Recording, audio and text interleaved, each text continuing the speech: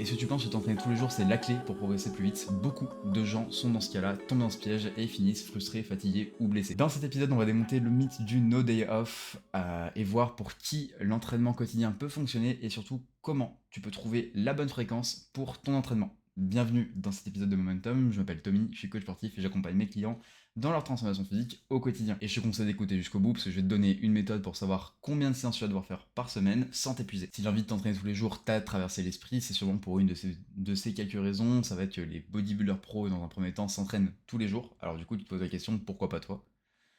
Deuxièmement, ça va être les réseaux sociaux qui glorifient la souffrance et l'extrême et du coup qui commencent à ajouter ce côté poussif à l'entraînement, cette notion de toujours plus. Et tout simplement, tu veux des résultats plus rapides, donc tu penses qu'il va falloir en faire beaucoup plus. Malheureusement, j'ai une réalité qui est un petit peu triste pour toi, tu vas pas récupérer comme un athlète pro, t'as un travail, une vie, t'as peut-être des enfants et ton corps a besoin de repos pour s'adapter. La vérité, ça va être qu'avec de la régularité et de la récupération, tu vas pouvoir atteindre cette fameuse progression.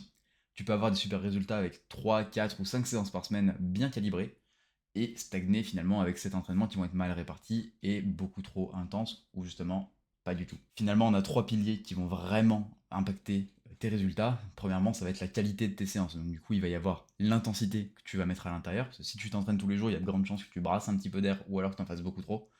Et l'exécution de tes mouvements. Il va falloir que tu apprennes à contracter les muscles que tu veux travailler pour pouvoir progresser sur eux. Le deuxième pilier, finalement, ça va être la récupération. Donc ça va regrouper pas mal de choses. Le sommeil, on connaît les fameuses 8 heures par nuit de sommeil de moyenne.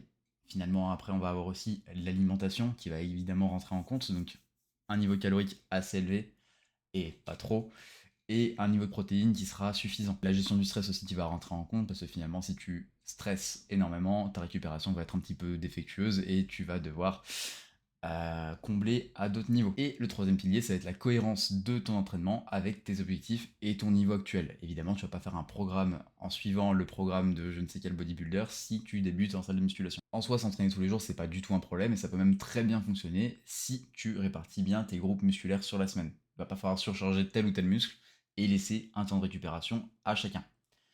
Il va falloir aussi que tu gères l'intensité. Donc du coup, tu vas devoir faire des séances légères ou intenses, et ça va falloir réussir à la périodiser dans ta semaine pour pas non plus trop impacter ton système. Troisième point qui va être important, ça va être d'être très bien encadré et que tu sois à l'écoute de ton corps. Donc je te conseille vivement d'être suivi par quelqu'un d'extérieur ou toi te renseigner au maximum sur les principes à adopter pour pouvoir faire un programme d'entraînement qui va pouvoir te permettre de tenir un petit peu plus longtemps avec un programme où tu t'entraîneras tous les jours. Et le dernier point, ça va être d'avoir un objectif à court terme très précis, par exemple une préparation spécifique à une compétition. Bon, par contre, évidemment, il y a le revers de la médaille et du coup, il va y avoir des points auxquels il va falloir que tu fasses hyper attention si tu t'entraînes tous les jours.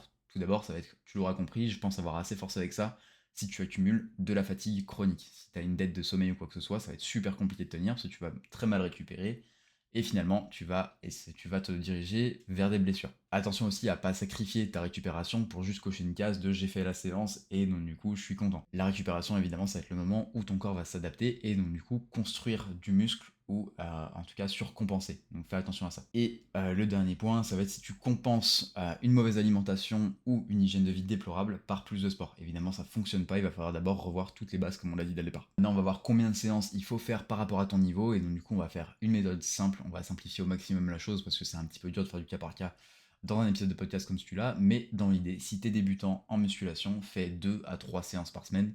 Si t'es intermédiaire, tu peux faire 3 à 5 séances qui vont être bien structurées.